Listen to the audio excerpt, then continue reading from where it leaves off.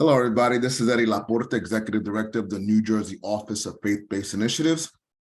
You're joining us for our OFBI FY24 Q&A webinar for Project Atlas. It should take about an hour. We'll hold all questions to the end. If you have a question while I'm presenting, you can click the Q&A box on the Zoom bar and write your questions there. And then what I'll do at the end is I'll read them and then I'll answer them. So and this is getting recorded, so it'll also be up on our website in a couple of days. So let's get going. All right, so let me go here. So we're gonna really go today's present Q&A webinar is gonna go over the grant guidelines and how to access the application. To download the application and accessing supporting documents, you need to go to this long link, but listen, I've been here for like 20 years and I don't even know that link. What I do is I go to Google and I just Google New Jersey Office of Faith-Based Initiatives and the homepage pops up. When you get to the homepage, you scroll down the spotlight and click Grant Opportunities. The SAGE website is www.sage.nj.gov. SAGE stands for Systems Application for Grant. I forget, it's an acronym. Systems for Administering Grants Electronically, that's what it is. And the site is www.sage.nj.gov, because this is the site where you'll upload, where you'll have to create the application for the grant. When you're using Sage, only use one of the following three: Microsoft Edge, Safari, or Firefox. Do not use Google Chrome. And if you're sharing or delegating tasks for the application, whomever you're telling to write something in the application, tell them not to use Google Chrome, because they'll go in using Google Chrome and they'll swear that they inputted information, and when we open it up, it's not going to be there and you'll be deducted points. So make sure you either use Microsoft Edge, Safari, that's how I misspelled, and Firefox. All right, remember to always hit the save button in Sage. Sage doesn't have an automatic save feature, so when in doubt, hit save. If you have any questions, you can call us at 609-984-6952, 609-984-6952, or you can email us at ofbi@sos.nj.gov. And now we're going to go live, and we're going to give you a quick tour of our website so you'll see where all the information is at, and then we'll actually go to the Sage portal. So let me go live here. So when you Google New Jersey Office of Faith-Based Initiatives, this is where you land. This is our homepage. You can access our grants by clicking the button up on the top. There's About the Office, there's Quarter in Review, there's Resources, and there's other OFBI webinar information. And if anybody that wants to be an OFBI peer reviewer, there's information there. So when you get to the homepage, you scroll down. Let me go to the homepage. When you get to the homepage, this is our homepage. You'll scroll down.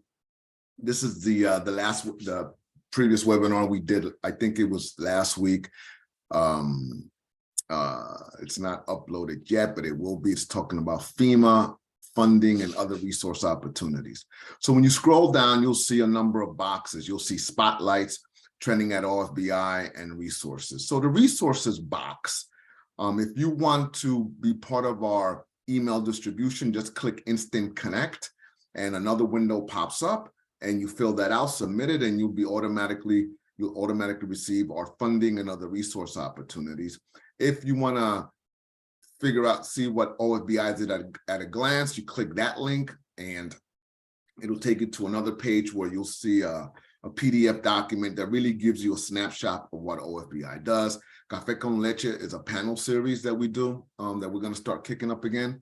And then spotlights, grant opportunities. So you click grant opportunities, and it takes you to our grant page. And if you scroll down, and the reason I'm doing this is because folks are going to wait to the last minute, and they're not going to know what they're doing. So if the webinar is ready, set to go, then you can take your time and check it out. So when you click on our grant opportunities, you'll see that the application due date is April 20th, 2023. Under grant guidelines, these are all our different grant opportunities. Today, we'll be talking about Project Atlas. So it's social innovation, special projects, Project Atlas, social enterprise entrepreneurship development seed, and the New Jersey Freedom School social innovation guidelines. If you scroll further down, you'll see a schedule of our webinars. Today is Project Atlas, tomorrow is social innovation, Wednesday is special projects, Friday is seed, and Monday is freedom schools. If you scroll further down, you'll see a webinar on the introduction to logic model. Let me say this. There were a lot of applications that were submitted last year that did not submit their logic model. And because they didn't submit their logic model, they didn't get funded. They were reviewed, but the logic model is a tool that aligns the budget, that aligns the activities, that aligns the goals and objectives and the outcomes of the project. The logic model aligns with the application. And the peer reviewers use the logic model for each of the various sections: the budget, the program design, the goals and objectives, and the impact. And if you don't have your logic model, you're not going to get funded. It'll be reviewed, but it won't get funded because you're going to lose a lot of points. So this is key. And if you wait for the last minute, then you're going to miss out. This is like I think it's a 10-minute webinar. It's the basics introduction to logic model. Do not use your logic model. Some organizations have, a spider web logic model. No, we don't need to get complicated like that. Let's keep it really simple. Use our model, right? And so if you scroll further down, you'll see the board resolution link, right? Which is a fillable PDF, which is right in front of you. You have to download it and fill it out and send it back in. You'll see the SI, social innovation, SP for special project, and PA for logic model, which is, hold on for a second, which is this one here. This is a logic model. It's real simple. It's 5 columns. It's not a heavy lift. And if you scroll further down, part of the application, we're asking you for your congressional district and your legislative district. And so in order for you not to do any additional hard lift, we put the links in here. So there's absolutely no way you can get this wrong, right? So you click for your congressional district, you find that, and you click for your legislative district and you find that. If you scroll further down, Division of Consumer Affairs and Charter Registration, one of the things that we need to do, that you have to do in order to do business with the state of New Jersey, you need to upload 5 pieces of information, and I'll go over that in a few minutes. It's really your charity's registration number. If your organization budget is above $10,000, your division of revenue number and proof that that number is valid, your IRS 501c3 determination letter, your certificate of incorporation, not your articles of incorporation, and your certificate of standing. Those 5 documents, anyone who's doing business with the state of New Jersey, any nonprofit, regardless of the amount of the grant, needs to be able to submit those 5 documents. So let me scroll up and let me show you where that information is at. So if you scroll up to the top, you can click webinars. If you scroll down, you'll see there's a whole, oh no, good, he removed them. There's 2 webinars. So if this is your first time applying for a grant in Blue Sage or in the Department of State, you need to watch this webinar. It says first time applying for a grant in Blue Sage, because you need to register, and then you'll receive an email from the Department of State within 5 business days that says you are authorized to access Sage. Without that authorization, you cannot access Sage. Now, it is February 6th, the application is due April 20th. You have a lot of time to, well, I would do this as soon as possible, but you have a lot of time between now and then. Remember, I said 5 business days. Well, you know, we only have one person that authorizes access to Sage. And if you wait like the April 17th, you're probably not going to get authorization. So you're probably not going to be able to get access to the application, and because you won't get access to the application, you won't be able to submit an application. And then you're going to get mad at us because you waited last minute to do it. And I'm telling you, on February 6th, 2023, I think you should do this sooner rather than later. It's only a 5-minute webinar. It's real easy. You're going to need the organization's FEIN number. And once you plug that in, if you don't get authorization within 5 days, if you do it today, then you just need to email us at ofbi@sos.nj.gov. And let me see if I can put that in here. I'm going to put it in here. I'm going to send it to everybody. ofbi@sos.nj.gov. So everybody got it. I just sent it to everybody. And so you'll be able to, I'll be able to expedite that quickly.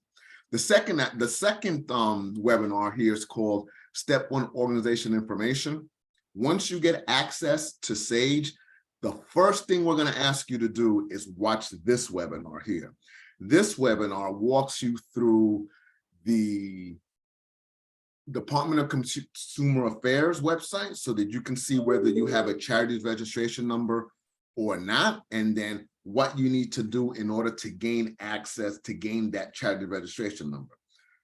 We're also asking you in the application to upload your 990 EZ form, E as in Edward, Z as in zebra form, not the little index card, because we need to see what your organization's total income is. And if it's under $10,000, then you don't have to apply for a charity's registration number, but you do need to upload the EZ form, right? The 990 EZ form. So if you're under $10,000 and you watch this video here, Step 1 Organization, when it gets to the part about the charity's registration number, just insert all zeros and then upload for proof of your charity's status, upload your 990 EZ, where this webinar says upload proof of your charity registration number. It's really that simple, right? What else is there on this page? Okay, so now that we've done this, I'm going to quickly just briefly talk about the Project Atlas application. The Project Atlas application is a capacity building grant. It looks to support organizations that have an agency budget between $0 and $150,000. And if you apply for Project Atlas, that means that you can't apply for these other grants because you don't have the capacity to implement anything other than the Project Atlas grant. That's really key for you to understand, right?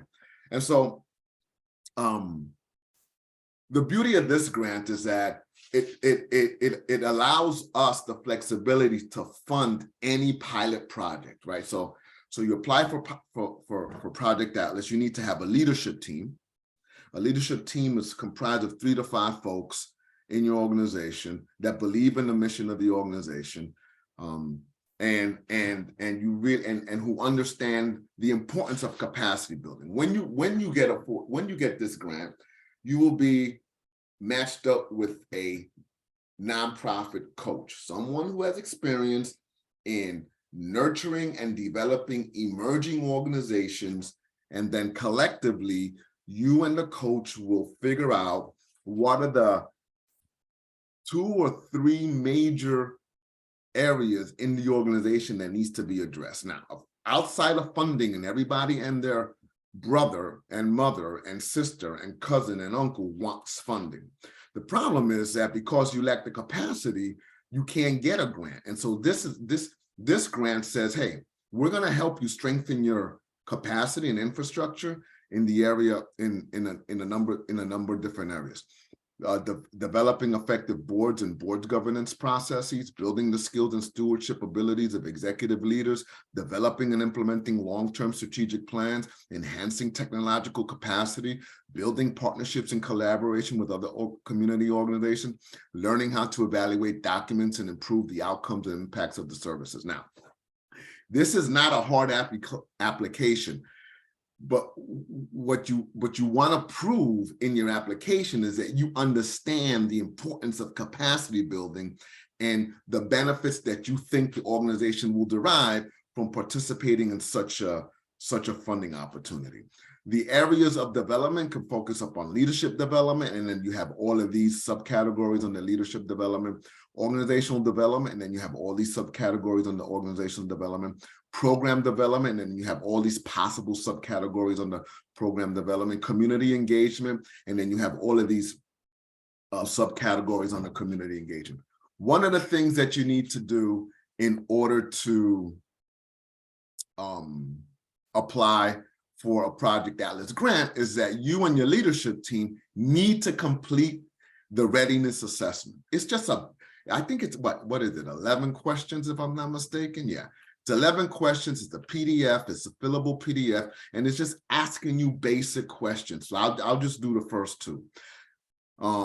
Is your organization ready, willing, and able to establish a leadership team that will spend approximately 20 hours working with a capacity building coach to receive technical assistance, conduct an organizational sustainability assessment, identify your development priorities, and create a capacity building work plan and budget? And then it's either 1, we're not ready, or 5, we're ready. That's it. It's either it's between this Likert scale, and the other 10 questions, it's really trying to say, hey, do you really understand what this grant is about? It's about capacity. The beauty about this grant that I like is that not only do you get the coaching, and all your coaching opportunities will be virtual or in person, depending on how you and your coach want to deal with this. You also get a $10,000 grant from us that allows you to implement a pilot project, right? And the pilot project allows you to figure out whether what you want to do resonates with your targeted population. And so you're going to be working with the coach on your capacity, and then with your pilot project, you're going to be working with me. And I'm going to sit down with you and I'm going to say, well, how do you know people want this in place? How do you know that this resonates with the targeted population? How do you know that this thing is fundable beyond our grant? Because that's key, right? No money, no mission. So you've got to really figure out, what is it that you want to do? And is anyone else funding this? Think about that, right? Because not every approach is fundable. I know that's a shock to some folks, but that's the reality. Not everything you want to do is fundable. You may think it's important, but the funders may not think it's that important to provide funding for that particular approach. This grant says, if that's what you think, and if you can convince me that this is how we're going to move, and if you can convince me that there's a targeted population that wants a particular issue addressed in this manner, then we'll be able to go in that direction. The other thing about this grant is that it allows you, it affords you the opportunity to prototype and test your idea. Nonprofits are not allowed, for whatever the reason, to prototype and test to see if what they want to do makes sense, right? And if what they want to do, the targeted population really wants addressed. For example, and let's say you want to do social, you want to address a particular social issue in a social issue A, and you talk to some folks and they say, yeah, social issue A is important. And then you go out and you implement an approach that addresses social issue A, and then the people that said that social issue A was important don't show up. And then you say, well, why aren't you showing up? And this is the reality. Well, social issue A is important, but it's not that important. Right now, we want this. And so this project allows you to prototype, test, and make course corrections and even pivot in a different direction once you realize that your initial idea has fallen flat on its face. So this is great. The other thing that this Project Atlas does for organizations that are just getting into the space of getting access to applications is that it allows you to learn how to work with a funder. It allows you to learn how to create a budget. It allows you to submit quarterly reports. It allows you to learn how to extract data in a way that proves that what you're doing makes sense, right? So let me scroll down. The contract period is from July 1, 2023 to June 30th, 2024. This is another thing about Project Atlas. So all of our other grants, in order to be considered for funding, you need to score a 70 or higher. The first year I did Project Atlas, we only funded like 3 organizations because I put them in that same scoring matrix, right? 70 or higher. But I had to lower that. I lowered it to 60 because most of our Project Atlas grantees fall between 60 and 66. They're in there. And so if I'm really talking about helping young, small, emerging organizations, then I have to get them involved. And if you can't score a 70 because you have no experience and you lack the capacity, then what good am I doing to this particular small percentage of organizations? So I lowered the grade to 60. So, you know, a D works here. A D works here because you can become an A, but you got to get in the game. So we'll support that. So this section here, the application requirements, these are the sections that you have to answer. So if you don't answer these bullets under description criteria and you just decide to do something completely different, then you're not going to get the points and you're not going to get funded, right? So project summary is 4,000 characters. You know, we're simply asking you to state the mission, the history of the organization. Now, you know, because you're young organizations, we don't need to start from, you know, when Columbus landed on Plymouth Rock. We don't need to go there. Just, you know, recently, what's the history of your organization? We don't need a dissertation here. It's only 4,000 characters. Then we're asking you to briefly state the number of years and the number of people served and types of services provided. You know, we're asking you, what have you done in the community for the years that you've been in providing services? Then the third bullet, clearly explain your understanding of the Project Atlas grant. The description must indicate the readiness to participate and commitment to strengthen your organization's sustainability and capacity to provide quality targeted services. Now, let me, this is, you ever write a resume and, you know, you need to tailor the language of your resume to the job description so that you're talking the same language of the employer, right? You're just saying, okay, I've done this, but I don't call it that, but they call it that, so I'm going to call it that on my resume. It's the same thing here. So you need to read the application because all of your answers in how to understand Project Atlas are written within the application itself. So to answer that third bullet, you should really have a really good understanding of what this application is about. The next one is organizational capacity. It's 4,000 characters. Provide a brief overview of the organization's capacity needs. Now, you're going to say, well, how do I know my capacity needs? Well, you've done the readiness assessment, right? You've looked at the areas of TA services that are leadership development, organizational development, program development, community engagement. We gave you all the subtopics under each of those headings. We explained to you in the application, we define what capacity building is. It's right here, right? Let me highlight that. We define what capacity building is. We define what sustainability is. We define what the high performance work leadership team is, and we also highlight what the potential impact is of participating in Project Atlas to your organization. It's all in the application. So if you read the application, have a really good understanding, then you should be good. You should be able to do organizational capacity.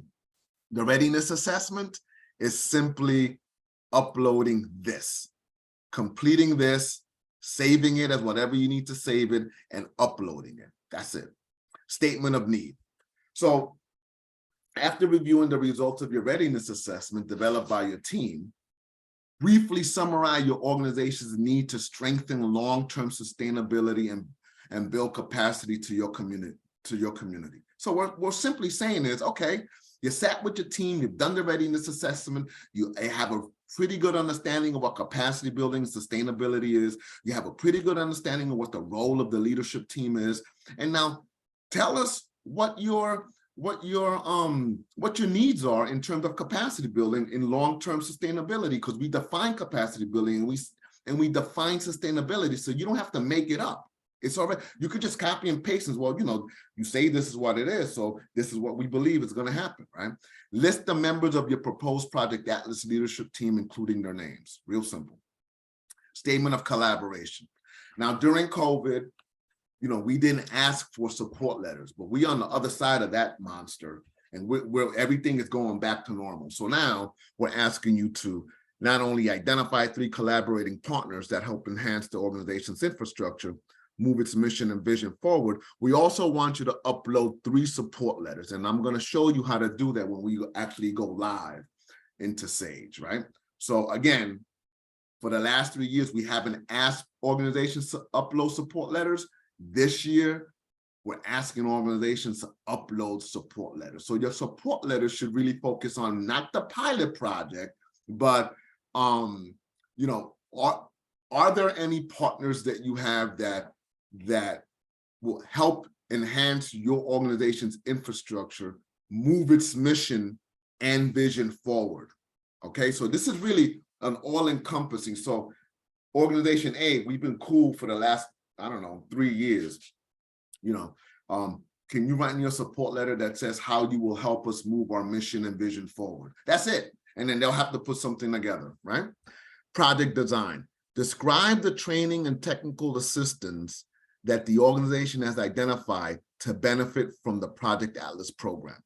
So by the time you get to this part, I'm not even asking you about the pilot project. If you notice, the focus of this application is capacity building. So on this section, we're asking you, describe the training and TA that your organization has identified. So after you've done the readiness assessment, after you know, now you know what capacity building means for this grant. Now you know what sustainability means for this grant. You have a leadership team. You've done the readiness assessment. You're taking an introspective look into your organization, and I gave you in the application all those those capacity topics with all their subcategories underneath. And then now you're supposed to write in this section, well, what are your needs? What exactly do you need us to help you with to become a better organization and be more efficient in your day-to-day operations, so that we can prepare you so you can go after larger dollars like the following year. Target population. Who's the target population that you will be providing services to, right? Capacity building and project goals. Now here, so we're asking you, present a preliminary list of capacity building goals that may be included in your sustainability work plan. And you're gonna say, what sustainability work plan? It says may be included. So that means that you and your coach will work on a plan together, right? And then you can already come in ready with capacity building goals that you would like to achieve in the program year, because the application has explained what this means to you. And then the second bullet is saying, identify your priorities for capacity building and why are they important? In other words, from top priority to lesser priorities. Who's your number 1 priority for capacity building? What's your number 2 priority for capacity building? Get it? What's your number 3? What's your number 4? What's your number 5? And then put some importance into that, right? Why is number 1 important? Why is number 2, number 2? Why is number 3 number 3? The third bullet is indicate the specific impacts your organization will have on the community after participating in Project Atlas. So this is a question that is asking you to project the impact of what this program can do to improve your ability to be efficient in the day-to-day operations of your organization. And we're saying to you, if you participate fully, if your leadership participates fully, if you and your coach figure out what the top 3 things are that you want to work on, and if you implement that in such a way that it improves your organization, how do you think you'll be able to help your community moving forward? That's what it's asking you. Then there's a logic model, and then it says upload the logic model in appendices. Now, this is the logic model. I already showed it to you once. What was it at? Here it is. And there is that webinar down here that you need to watch. And I think you and your leadership team should watch this webinar together. Really, I think it's a good learning opportunity. Evaluation. Indicate how you will measure whether and to what extent the program's success has been achieved, right? How has the capacity building been achieved, the success of the capacity building been achieved, and how has the implementation and what is the impact of the pilot project? How will you measure the impact of the pilot project to your targeted population? Listen, you got to keep this part simple, because when you start using language that 13-letter words and stuff like that, because you copied and pasted from an evaluation textbook that you got in college 30 years ago, it's not going to work. So you want to be really simple and to the point about how you're going to evaluate the success of your project. So for capacity building, it's really simple. We hope to have, I don't know, a strategic plan in place, a board training in place, and a volunteer program in place. And if those 3 things are in place, we can then move on to the next level of capacity building. Simple. For your pilot project, whatever your pilot project is, we will measure it by the goals and objectives that you state in the logic model. So you already done that work, right? So you want to state that in the logic model. Budget. In your budget in Sage, right? So these are suggested expenditures, because you're young, you're small, and you probably need some of this stuff. So we allow you up to $2,000 of the grant funds can be used for purchase of technology. You might have it already, and that doesn't mean you have to use it. But here, this is what we're going to allow you to use some of that money for. You can put up to $1,500 of the grant funds can be used for administrative costs. What are administrative costs? Just to make it real simple, administrative costs are costs that are not yet realized that support the organization, right? So let's say you didn't budget for, here's a simple one. You're dealing with young adults in the evening and you want to provide them snacks, but you forgot to budget it. Well, you can take that out of the $1,500. You think that it might be a good idea for you to hire a local teenager to help you in your tutorial program, if that's what you're doing. Oh, darn it, I didn't budget for the stipend. Well, you can take it out of the $1,500. You see what I'm saying? It gives you the, what is that term? It gives you the financial flexibility to bring in other costs that you didn't think about while you were writing this application. You can use $1,000 can be used for staff development. No, not can be used. $1,000, you would put a line item of $1,000 for staff development, because capacity building is also about staff development. Staff development is key here. So there might be some workshops, some conferences you want to go to. And I think you want to be able to do that, because not many grants allow you to use their money for staff development. And I don't know about now, but when I was in the nonprofit world, I didn't get paid well, but I had the good fortune of being led by really good leaders that understood the value of staff development. And they would allow me, they didn't pay me good, but they would allow me to get trained. And then they would allow me to come back and practice implementing some of those theoretical concepts in my day-to-day program development stuff. And I grew tremendously from that. And I think that, you know, and it also grew leadership.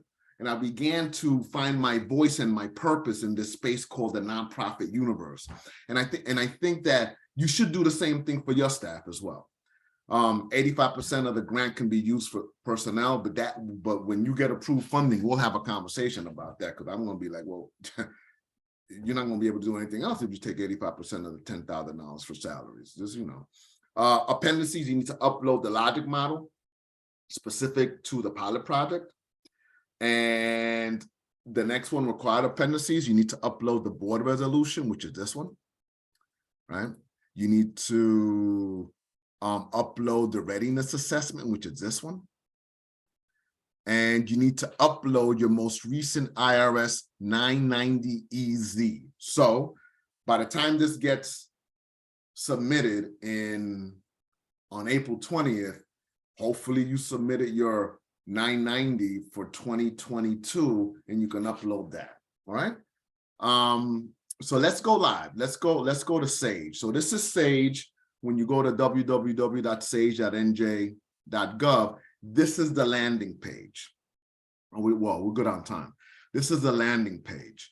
And so once if you've never written an application on Sage for us and you register, then you put in your username and password. This is our test site.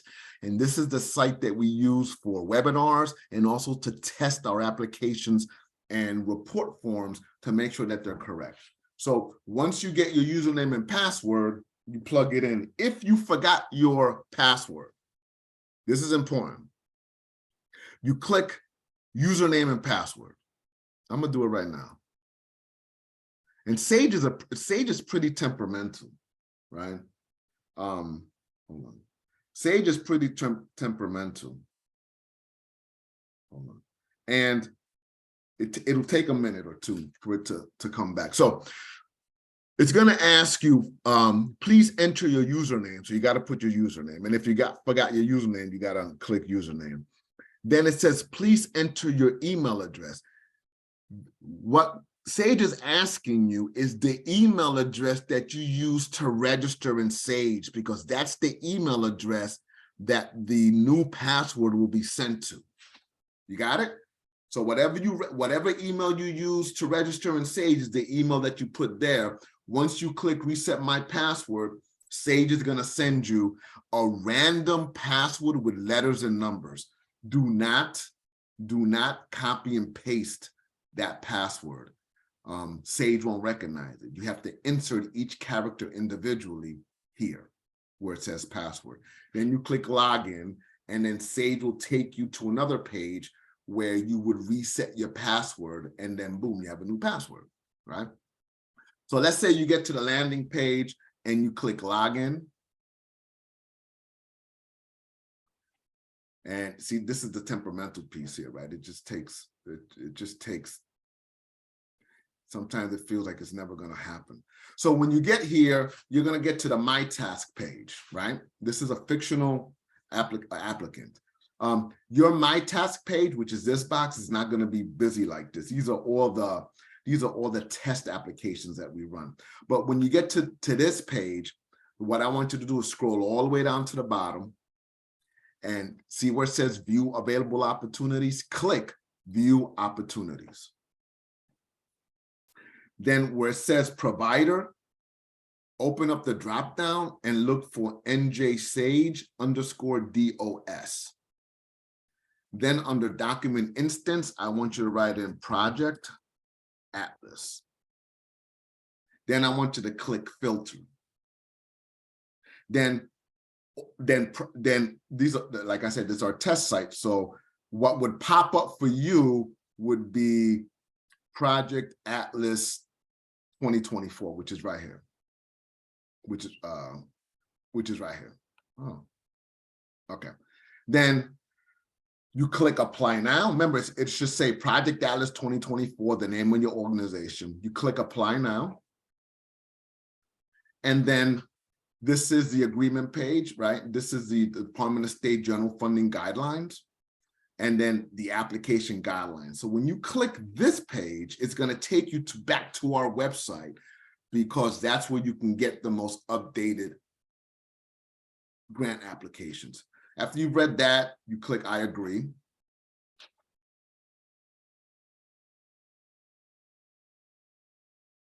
And it just does this. This is how it works. Okay, and then you land on your document snapshot page, right? There's nothing going on here. Absolutely nothing going on here. The first thing we want you to do is go to Forms menu and click Profile Information. I'm actually going to fill this out with fictitious information, but this is what you're going to have to do. So you're going to see here, like on April 19th and on April 19th of 2023, that's like almost 3 months away, you're going to forget this part of the webinar because you haven't watched this webinar or participated in this webinar since February 6th, and you're going to bug out when you see all this stuff up here empty, and you're gonna blow my phone up because you don't know what's going on, right? So check this out. So the first thing we want you to do is see these 4 boxes. We want you to fill this out. So we want you to go here, go Mr. or Mrs., whatever you want to do. You only have so many options, right? You only have so many options. And then I'm going to put Leonard Nimoy, right? He's first officer. I'm a Star Trek, all them guys, all that stuff, Star Wars. All right. And then you have this here, and then you come down to the bottom and you click, by checking this box, you confirm that all information shown above is accurate and to the best of your knowledge. Then all you have to do is come up to the top and click Save.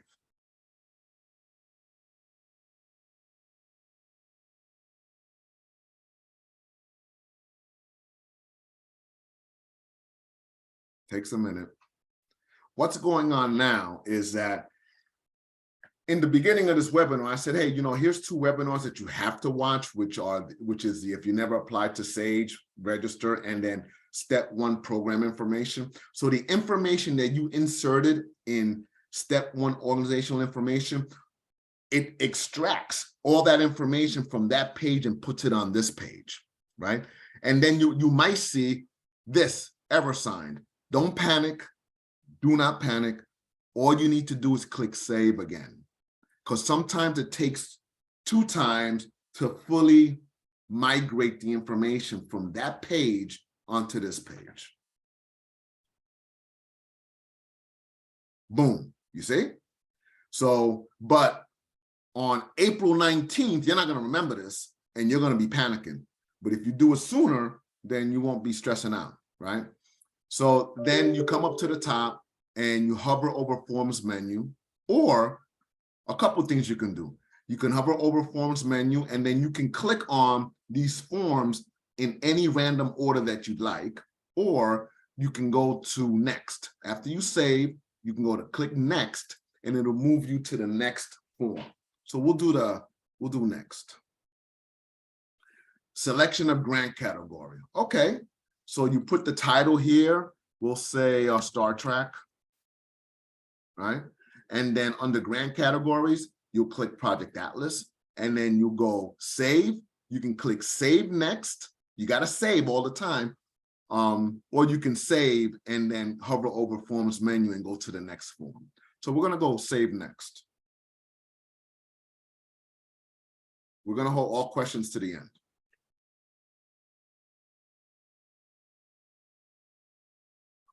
All right. So now you're under the organization contact information page, right? This is what you got to do. Again, you see this dots and you're like, oh my God, how do I get this information? It'll populate. But first, before that, you have to insert anything with a red asterisk you have to complete, right? So we're going to go with Ms. Ahura. I don't know her last name. I don't know, because I don't think they ever told us. Organizational name, Starfleet, right? Address, You know, the Starfleet started in Wyoming.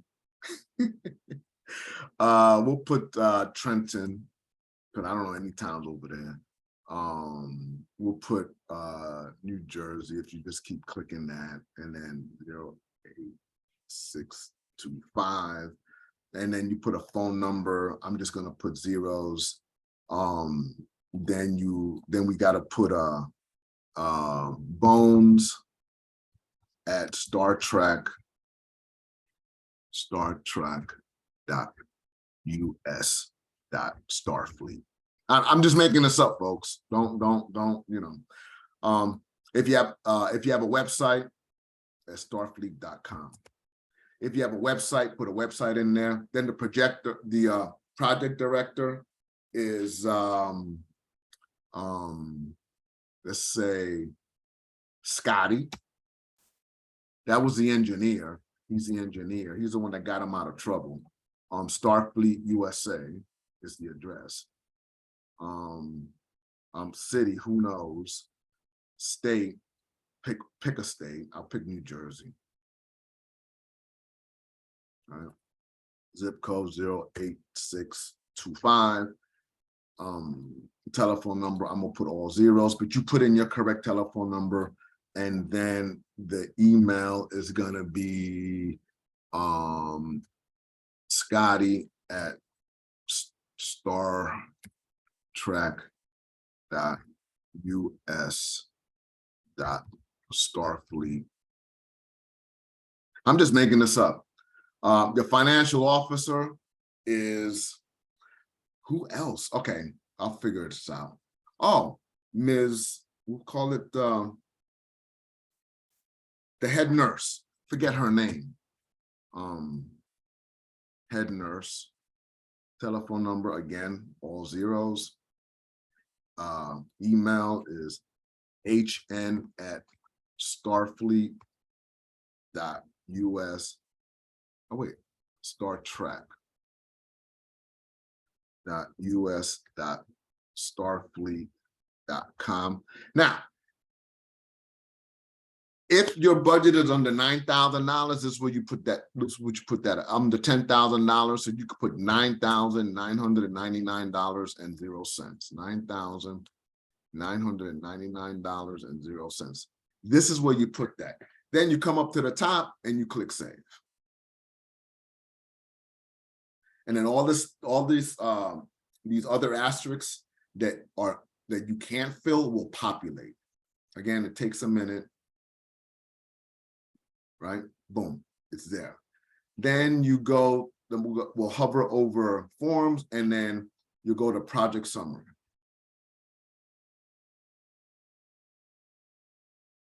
And then project summary comes here. You should have your grant guidelines next to you, right? Because it's gonna say to you, all right, this is our project. You gotta answer these 3 bullets. I'm not gonna go over them because I just did earlier. But for test purposes, I'm just gonna put test. You come up to the top, you click save next.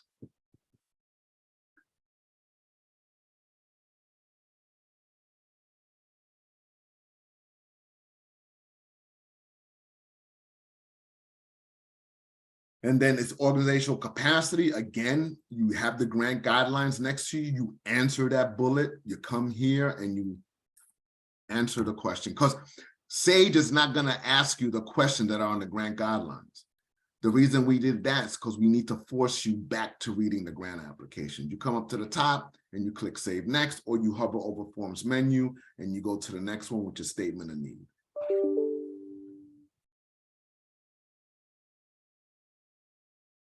All right, when you get to the statement of need, again, you got to go back to the grant guidelines, read the statement of need, answer those 2 bullets, make sure it makes sense, and then write that information in here. But for our training purposes, I'm just putting test so we can move on, because you have to put something in the text box in order to move on to the next page. All right. Statement of collaboration. Okay, this is important. So this is how you do the statement of collaboration. So you write the name of the organization. I'm putting test 1, and then you summarize or you copy and paste what the support letter says, and you put it in this box down here. Then you come up to the top and you click save.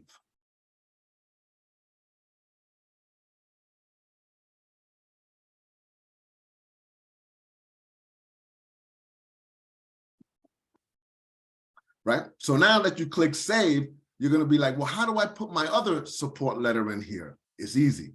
You scroll up to the top, see the add button right there? You click add. It wipes this page out.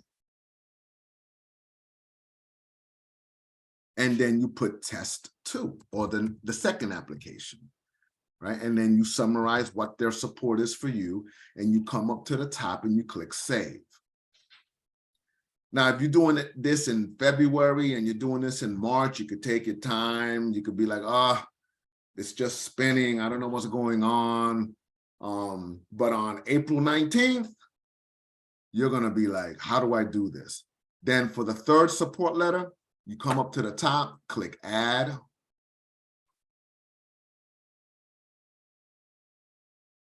It'll wipe that out. You put the name of the third organization in here, and you write the summary of what that is. And then you come up to the top and click save. You don't have to add another organization. How do I know that I have three, or how do I know that the 3 organizations are there? Well, it's real easy. When you add all 3 organizations, you're gonna see a drop-down box here. And when you open that drop-down box, you'll see organization 1, organization 2, and organization 3. Boom, they're all there. Then you hover over forms menu and you go to project design. You click project design. And you don't have to go in order here. If you want to do the budget first, then you can do that. But we're going to go in order just for educational purposes. So we're on project design. So what you want to do is you want to come down to the project design page, right, of the application, because it's going to tell you what we want in each section to read like. So, oops. So for project design, right, it says here, describe the training and technical assistance that the organization has identified to benefit from the Project Atlas program. That's it. That's all we're asking you. We're not asking you about the pilot project, right? So you insert that here, you know, and then target population, you identify who they are. Your project goals and objectives. If you do the logic model, all you got to do is copy and paste what's in the logic model for project goals and objectives. That's it. And then for evaluation, you come down to the bottom here and say, indicate how you will measure whether and to what extent the program success has been achieved for capacity building and for the pilot project, right? You come down here, you fill all that out, you scroll up to the top, you click save, save next, one or the other. So I'm going to click save. It's going to save it and it's going to take me to the next form.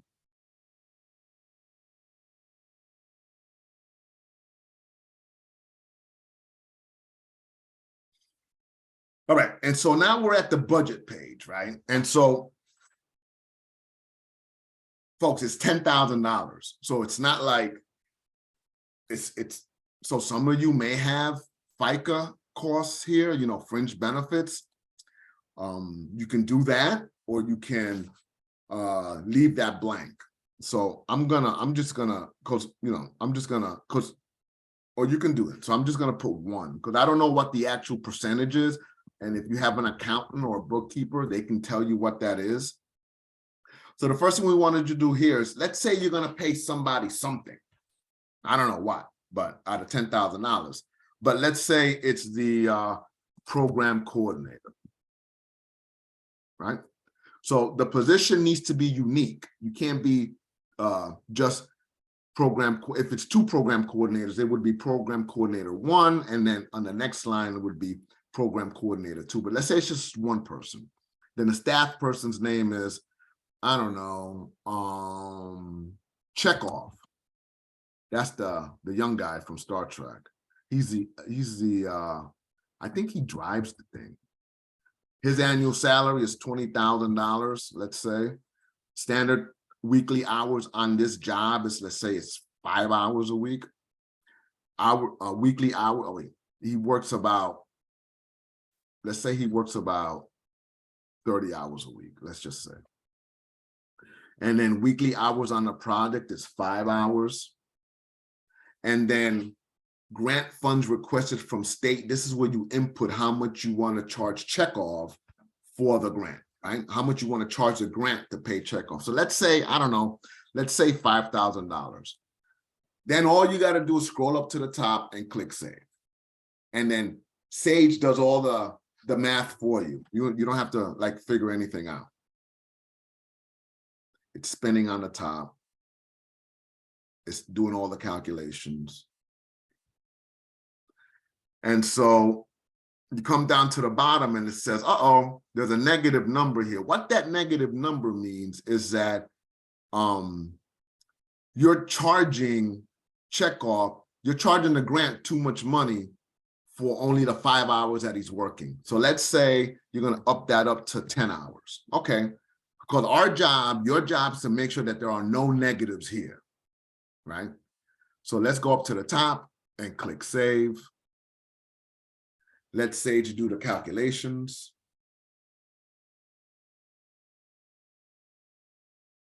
It's trying to figure all that out, the percentages, and it's saved and perfect. All right, so it worked out, right?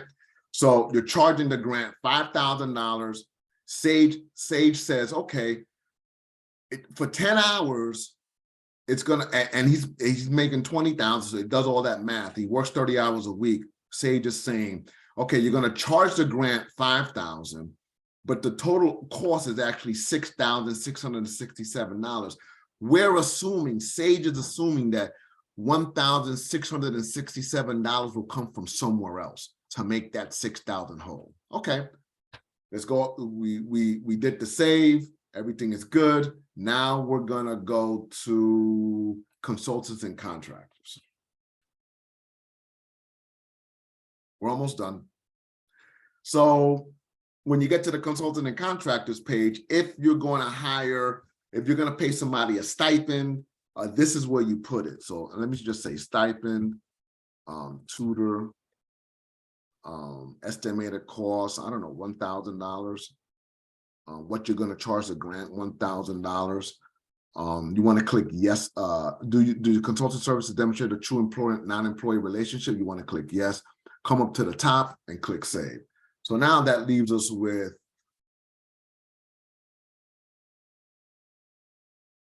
$4,000 to do what we need to do. No, yeah, because 5,000 and 1,000 is 6,000. Then you come up to forms menu, scroll down to other cost categories.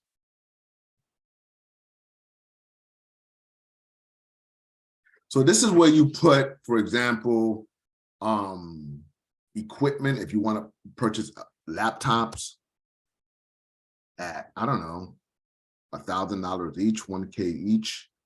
You want to purchase 2 laptops at that dollar amount. Let's say 1, right? And the estimated cost is $1,000, and what you're charging the grant is $1,000. If you want to, you can upload the invoice here, only if you want to. Let's say that you're not really sure what you're going to spend the money on. So you're going to say, I see you, Maxine. So you're going to say admin costs, right? And then you're going to say here for costs not yet realized, costs not yet realized. And you're going to say, I don't know, $1,500.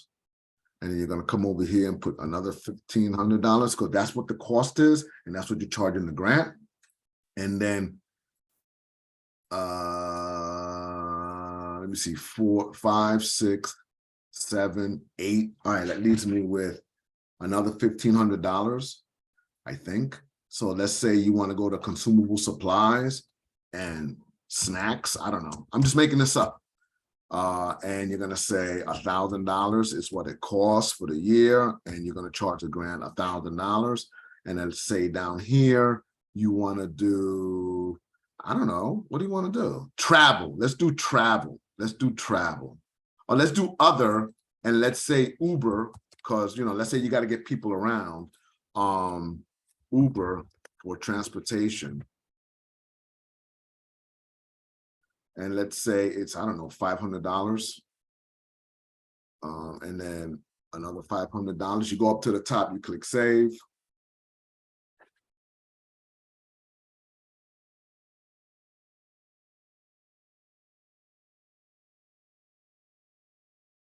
Sage is doing all the calculations, all the math. And so you have $4,000 here plus the $600 that we spent.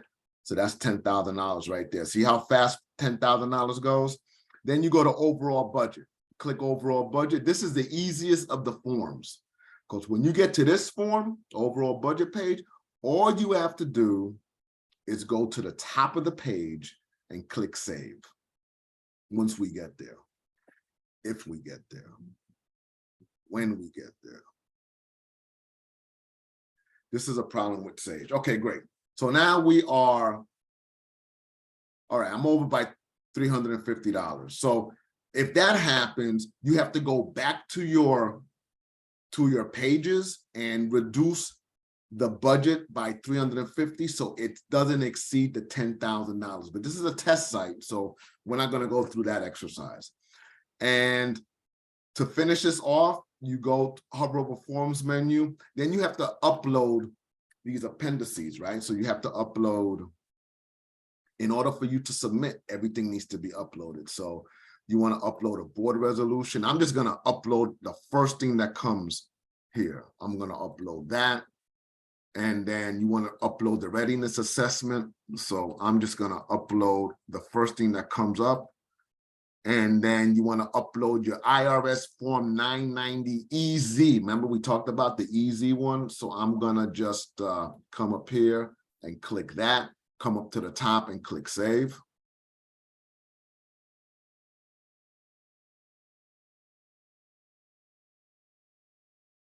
All right, it's still going around. Okay, boom, it's been saved. Then I'm going to go to forms menu, click appendices.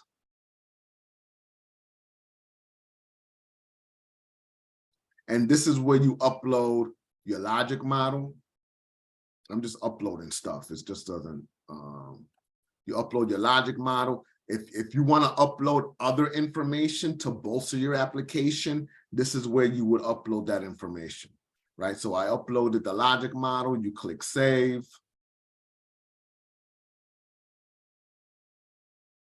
All right, good. We're doing good on time. We'll be done in a few minutes. You click save, and then Sage does what it does. And then you hover over forms menu. And if there's an error, you'll see like an orange stop sign. And that means that there's something that you need to fix in a particular form. So you got to go in and fix it. Now, it's February 6th. So next week you go in there, you see errors, there's no panic. April 19th is panic, hair on fire, the world is collapsing because you just don't know what to do. So don't wait till April 19th to get the application in. So to submit the application, you hover over status change, and under application submitted, you click apply status. And then this is the agreement page. Are you sure you want to submit your application? You click I agree.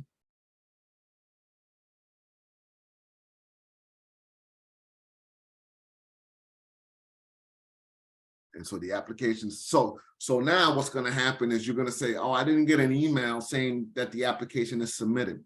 If you look here under the details box here, under current status, you'll see application submitted.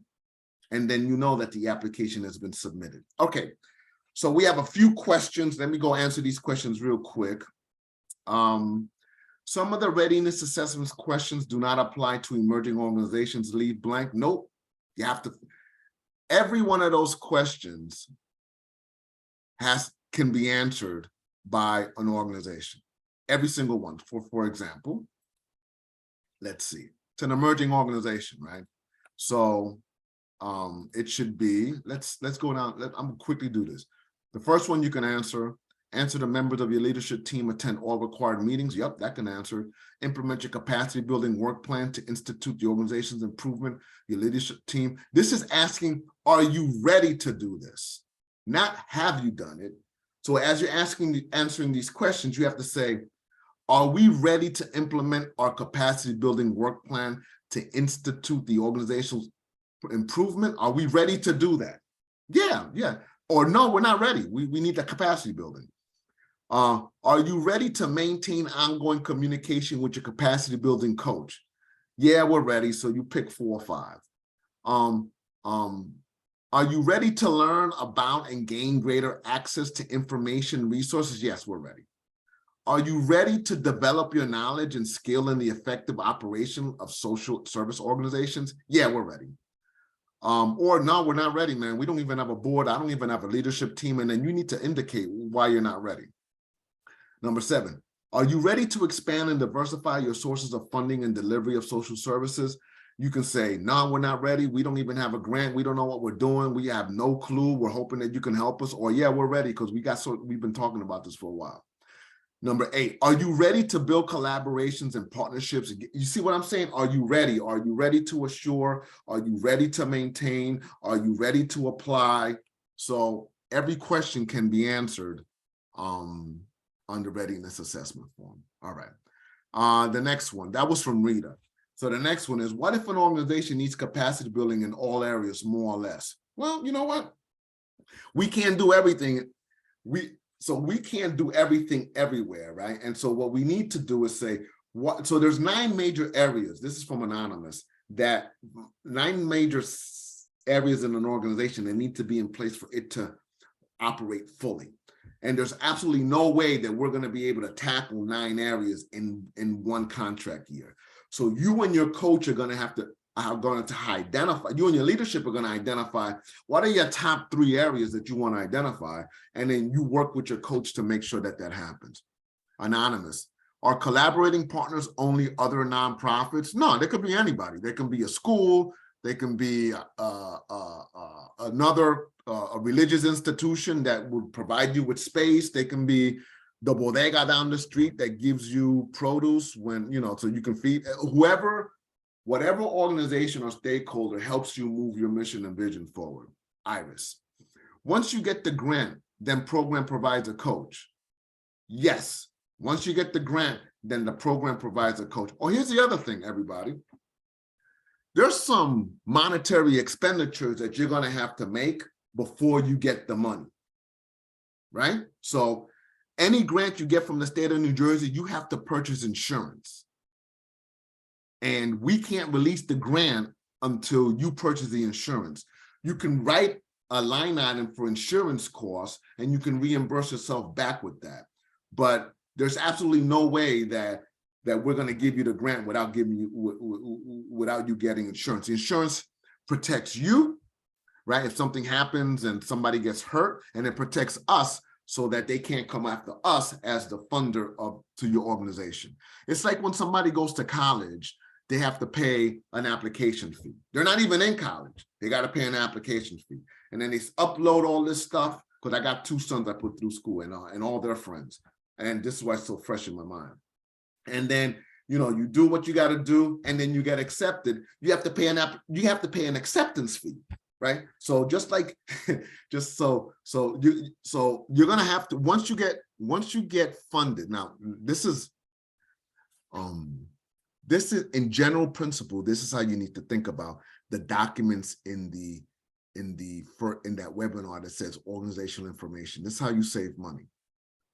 It doesn't make any sense for you now to pay money for those documents if you're not sure you're going to get funded, right?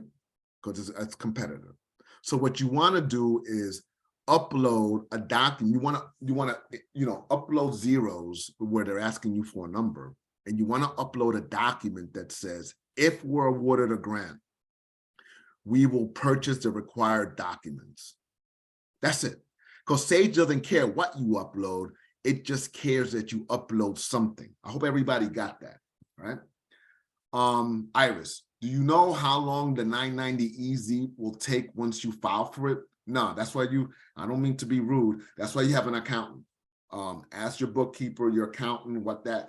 Now, if you do it now, then, you should be able to get it back relatively quickly. I mean, the application is not due to April 20th. Marie Lawson, does the organization have to be a nonprofit? Yes.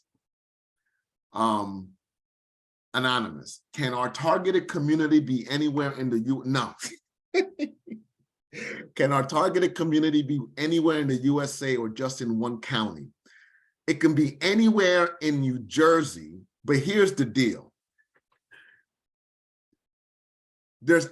I just don't know how you're going to implement the pilot project for anywhere outside of your local geographic area, right? So if you're living in, and I'm just using you as an example, Anonymous, if you're living in, I don't know, whatever the